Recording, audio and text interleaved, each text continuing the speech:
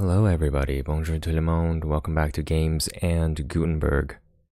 The Magic Pudding, written and illustrated by Norman Lindsay. This book is available at gutenberg.org.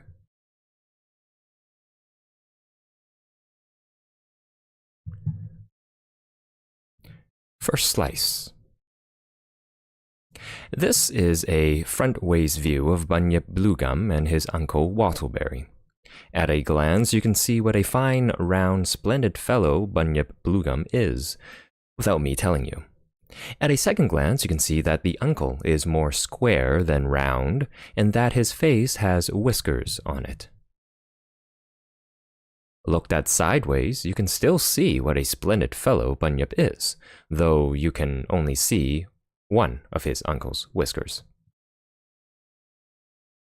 Observed from behind, however, you completely lose sight of the whiskers, and so fail to realize how immensely important they are.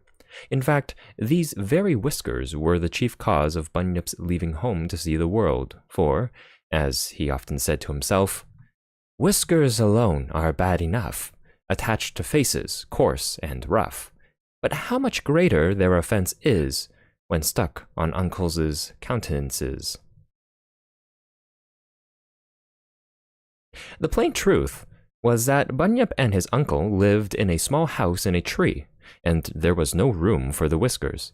What was worse, the whiskers were red, and they blew about in the wind, and Uncle Wattleberry would insist on bringing them to the dinner table with him, where they got in the soup.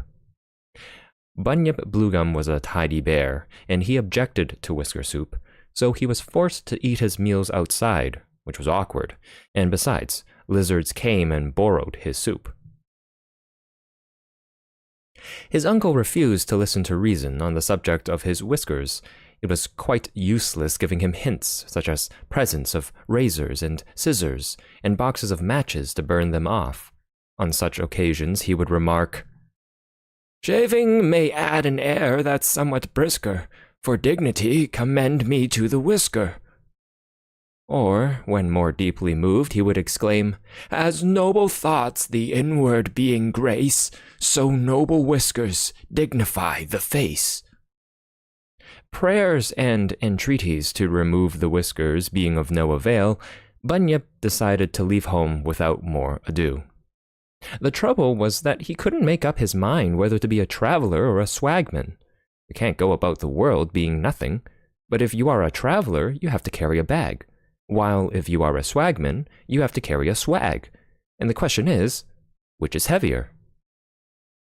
At length, he decided to put the matter before Egbert Rumpus Bumpus, the poet, and ask his advice. He found Egbert busy writing poems on a slate. He was so busy that he only had time to sing out, "Don't interrupt the poet, friend," until his poem's at an end, and went on writing harder than ever. He wrote all down one side of the slate and all up the other, and then remarked, "As there's no time to finish that, the time has come to have our chat. Be quick, my friend, your business state, before I take another slate." "The fact is," said the Bunyip, "I have decided to see the world, and I cannot make up my mind whether to be a traveler or a swagman. Which would you advise?" Then the poet said, "As you've no bags, it's plain to see. A traveler you cannot be, and as a swag you haven't either. You cannot be a swagman neither. For travelers must carry bags, and swagmen have to hump their swags, like bottle-O's or rag-men. As you have neither swag nor bag, you must remain a simple wag, and not a swag or bagman." "Dear me," said Bunyip Bluegum, "I never thought of that. What must I do in order to see the world without carrying swags or bags?" The poet thought deeply, put on his eyeglass, and said impressively, "Take my advice, don't carry bags, for bags are just as bad as swags. They're never made to measure. To see the world, your simple trick is but to take a walking stick, assume an air of pleasure, and tell the people, near and far, you stroll about because you are a gentleman of leisure." "You have solved the problem," said Bunyip Bluegum, and wringing his friend's hand, he ran straight home, took his uncle's walking stick, and assuming an air of pleasure, set off to see the world. He found a great many things to see, such as dandelions and ants and traction engines and bolting horses and furniture being removed, besides being kept busy raising his hat and passing the time of day with people on the road, for he was a very well-bred young fellow, polite in his manners, graceful in his attitudes, and able to converse on a great variety of subjects, having read all the best Australian poets. Unfortunately, in the hurry of leaving home, he had forgotten to provide himself with food, and at lunchtime he found himself attacked by the pangs of hunger. "Dear me," he said, "I feel quite faint. I had no idea that one's stomach was so important. I have everything I require, except food. But without food, everything is rather less than nothing. I've got a stick to walk with. I've got a mind to think with. I've got a voice to talk with. I've got an eye to wink with. Well, I've lots of teeth to eat with. A brand new hat to bow with. A pair of fists to beat with. A rage to have a row with. No joy it brings to have indeed a lot of things one does not need. Observe my doleful plight, for here am I without a crumb to satisfy a raging tum. Oh, what an oversight." As he was indulging in these melancholy reflections, he came round a bend in the road and discovered two people in the very act of having lunch. These people were none other than Bill Barnacle, the sailor, and his friend Sam Sonoff, the penguin bold. Bill was a small man with a large hat, a beard half as large as his hat, and feet half as large as his beard. Sam Sonoff's feet were sitting down, and his body was standing up, because his feet were so short and his body so long that he had to do both together. They had a pudding in a basin, and the smell that arose from it was so delightful that Bunyip Bluegum was quite unable to pass on. "Excuse me," he said, raising his hat, "but am I right in supposing that this is a steak and kidney pudding?" "At present it is," said Bill Barnacle. "It smells delightful," said Bunyip Bluegum. "It is delightful," said Bill, eating a large mouthful. Bunyip Bluegum was too much of a gentleman to invite himself to lunch, but he said carelessly, "Am I right in supposing that there are onions in this pudding?" Before Bill could reply, a thick, angry voice came out of the pudding, saying, "Onions, bunions, corns and crabs, whiskers, wheels and hansom cabs, beef and bottles, beer and bones, give him a feed and end his groans." "Albert, Albert," said Bill to the pudding, "where's your manners?" "Where's yours?" said the pudding, rudely. "Guzzling away there, and never so much as offering this stranger a slice."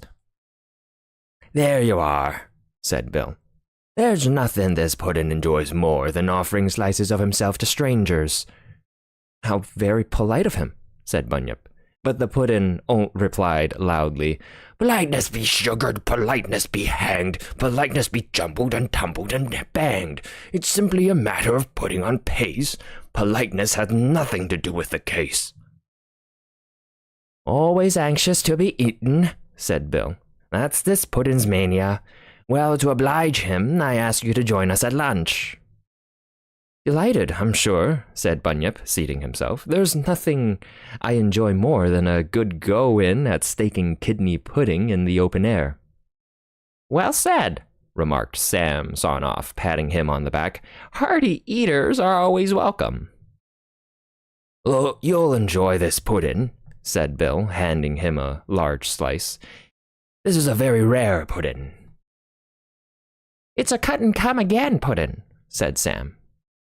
"It's a Christmas steak and apple dumpling pudding," said Bill. "It's shall I tell him?" he asked, looking at Bill.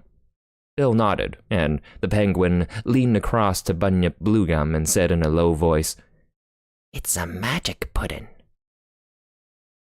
No whispering, shouted the puddin' angrily. Speak up. Don't strain a puddin's ears at the meal table. No harm intended, Albert, said Sam. I was merely remarking how well the crops are looking. Call him Albert when addressing him, he added to Bunyip Bluegum. It soothes him. I'm delighted to make your acquaintance, Albert, said Bunyip. No soft soap from total strangers, said the puddin' rudely. Don't take no notice of him, mate, said Bill. That's only his rough and ready way. What this puddin' requires is politeness and constant eatin'. They had a delightful meal, eating as much as possible, for whenever they stopped eating, the pudding sang out, Eat away, chew away, munch and bolt and guzzle. Never leave the table till you're full up to the muzzle. But at length they had to stop, in spite of these encouraging remarks, and as they refused to eat any more, the puddin' got out of his basin, remarking, If you won't eat any more, here's giving you a run for the sake of exercise. And he set off so swiftly on a pair of extremely thin legs that Bill had to run like an antelope to catch up to him. My word, said Bill, when the puddin' was brought back, you have to be as smart as paint to keep this puddin' in order. He's that artful, lawyers couldn't manage him. Put your hat on, Albert, like a little gentleman, he added, placing the basin on his head. He took the puddin's hand, Sam took the other, and they all set off along the road. A peculiar thing about the puddin' was that, though they had all had a great many slices of him, there was no sign of the place whence the slices had been cut.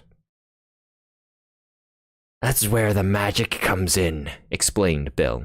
The more you eats, the more you gets. Cut and come again is his name, and cut and come again is his nature. Me and Sam has been eating away at this puddin' for years, and there's not a mark on him. Perhaps, he added, you would like to hear how we came to own this remarkable puddin'? Nothing would please me more, said Bunyip Bluegum. In that case, said Bill, let her go for a song.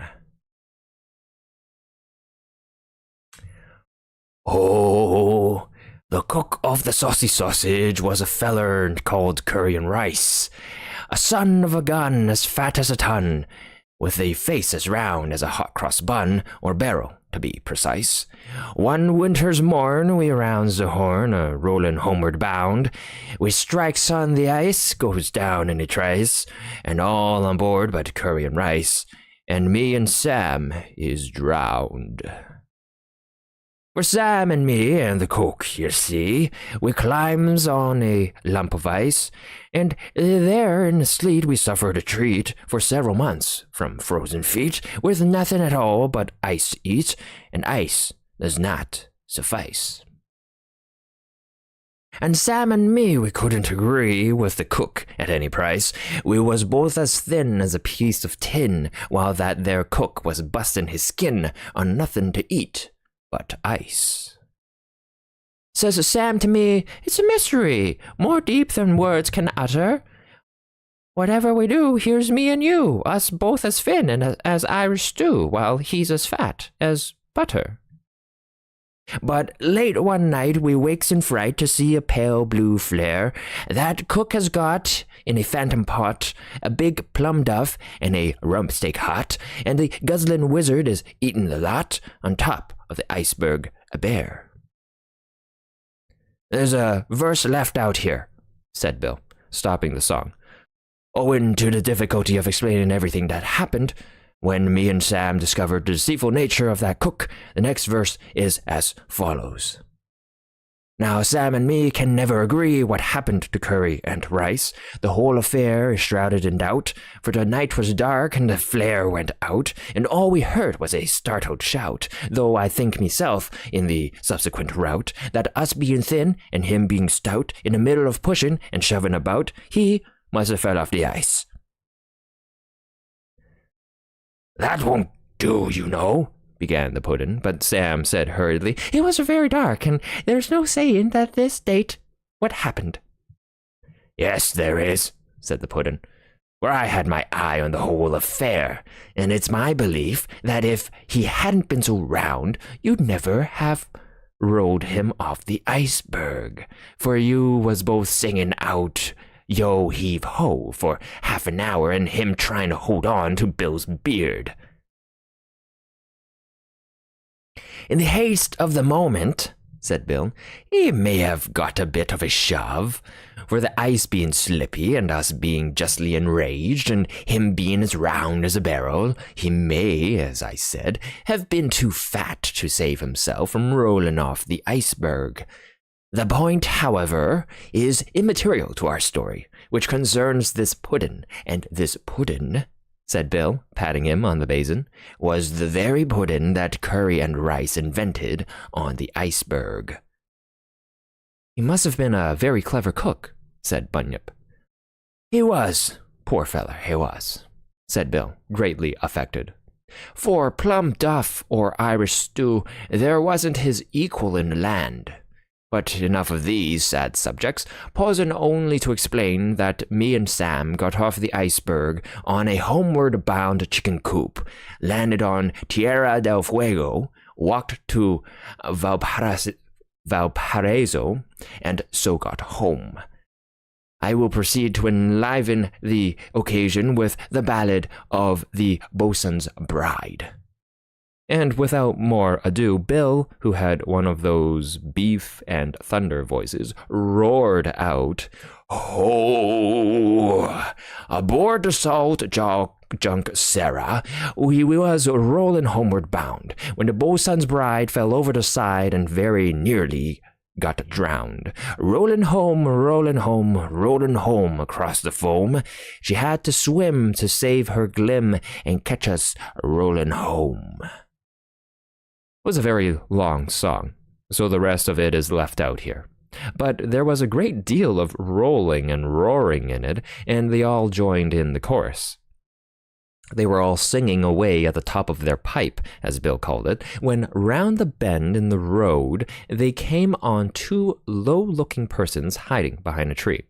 One was a possum, with one of those sharp, snouting sort of faces, and the other was a bulbous, boozy-looking wombat in an old, long-tailed coat, and a hat that marked him down as a man you couldn't trust in the fowl yard. They were busy sharpening up a carving knife on a portable grindstone. But the moment they caught sight of the travelers, the possum whipped the knife behind him, and the wombat put his hat over the grindstone. Bill Barnacle flew into a passion at these signs of treachery. "I see you there," he shouted. "You can't see all of us," shouted the possum, and the wombat added, "'Cause why? Some of us is behind a tree." Bill led the others aside in order to hold a consultation. "What on earth's to be done?" he said. "We shall have to fight them, as usual," said Sam. "Why do you have to fight them?" asked Bunyip Bluegum. "Because they're after our puddin'," said Bill. "They're after our puddin'," explained Sam, "because they're professional puddin' thieves." "And as we're professional puddin' owners," said Bill, "we have to fight them on principle. The fightin'," he added, "is a mere flea bite, as the saying goes. The trouble is what's to be done with the puddin'." "While you do the fighting," said Bunyip bravely, "I shall mind the puddin'." "The trouble is," said Bill, "that this is a very secret, crafty puddin', and if you wasn't up to his game, he'd be asking you to look at a spider and then run away while your back is turned." "That's right," said the puddin' gloomily. "Take a puddin's character away. Don't mind his feelings." "We don't mind your feelings, Albert," said Bill. "What we minds is your treacherous habits." "Treacherous habits." But Bunyip Bluegum said, "Why not turn him upside down and sit on him?" What a brutal suggestion, said the puddin', but no notice was taken of his objections, and as soon as he was turned safely upside down, Bill and Sam ran straight at the puddin' thieves and commenced sparring up at them with the greatest activity. Put 'em up, you puddin' snatchers, shouted Bill. Don't keep us sparring up here all day.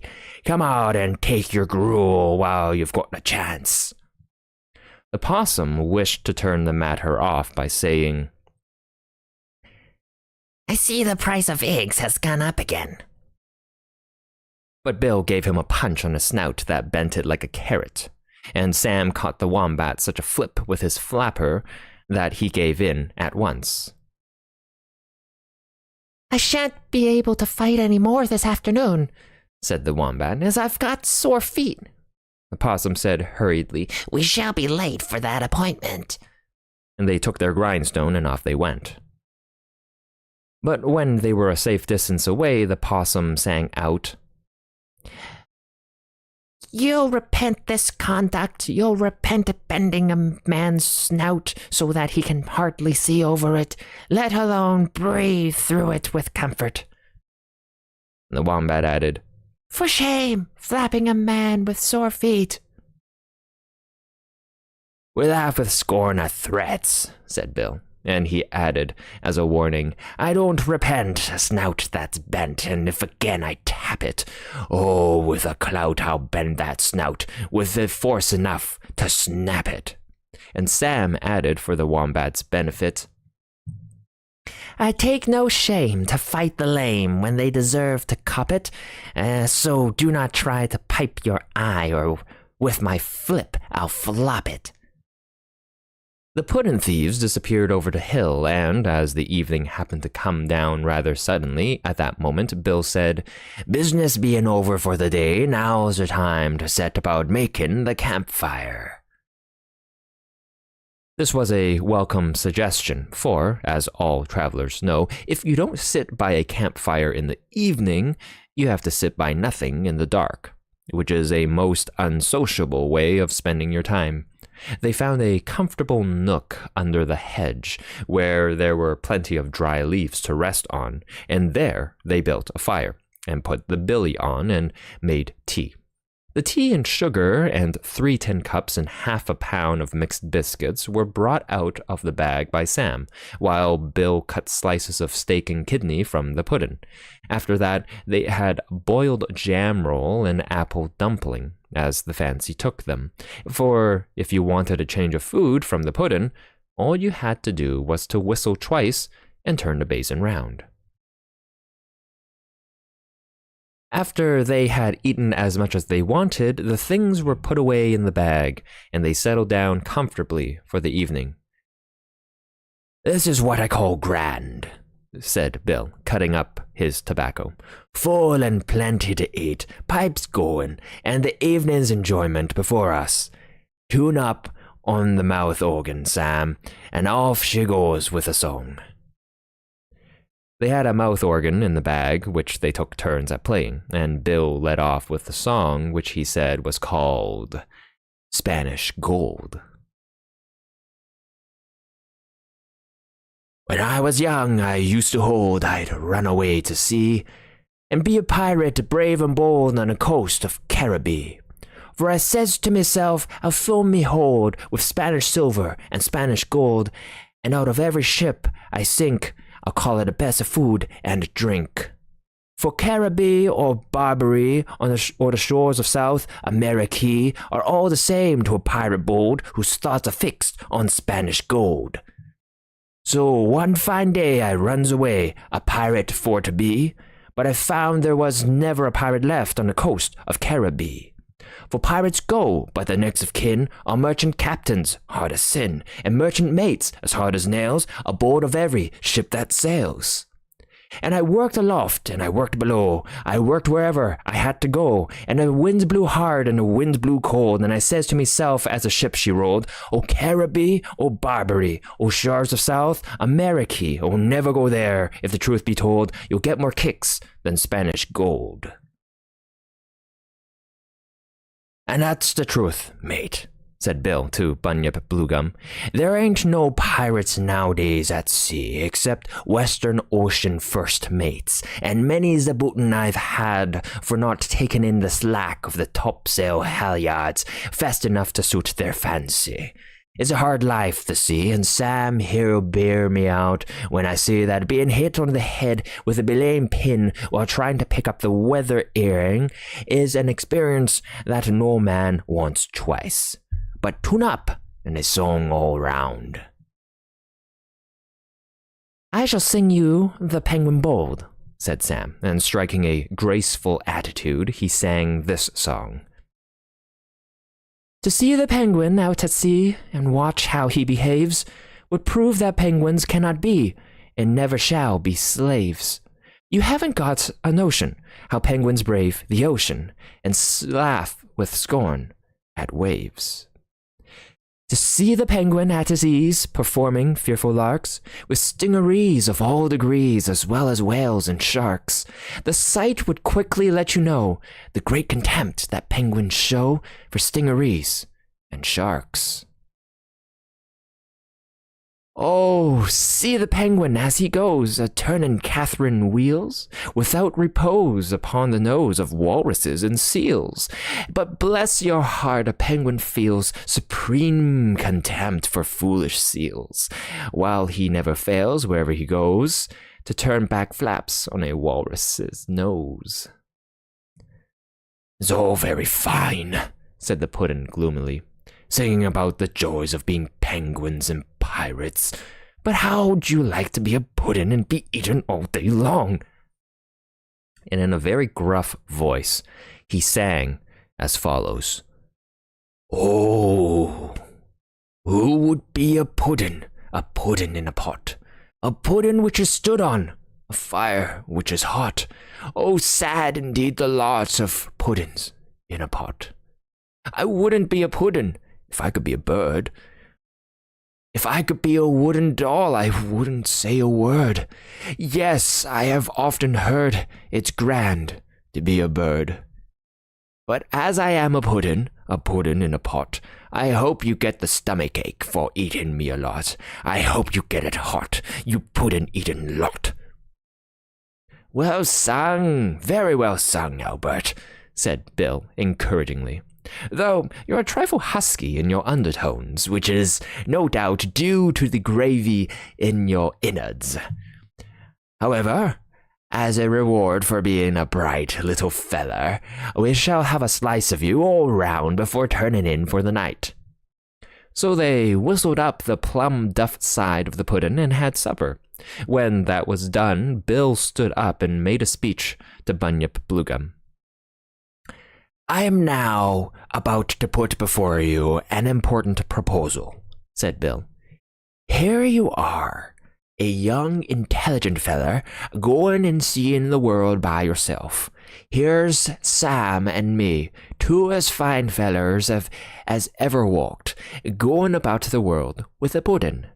My proposal to you is, join us, and become a member of the noble society of puddin' owners. The duties of the society," went on Bill, "are light. The members are required to wander along the roads, indulging in conversation, song, and story, eating at regular intervals at the puddin'. And now, what's your answer?" "My answer," said Bunyip Bluegum, "is done with you." And shaking hands warmly all round, they loudly sang the Puddin' Owners' Anthem.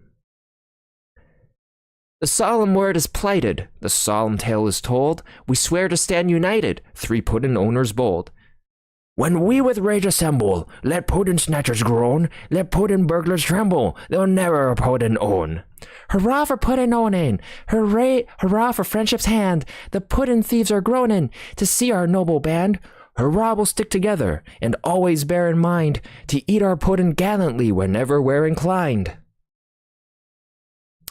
Having given 3 rousing cheers, they shook hands once more and turned in for the night. After such a busy day, walking, talking, fighting, singing, and eating puddin', they were all asleep in a pig's whisper. Thank you for joining for Chapter 1, First Slice of The Magic Puddin' by Norman Lindsay. This book is available at Gutenberg.org.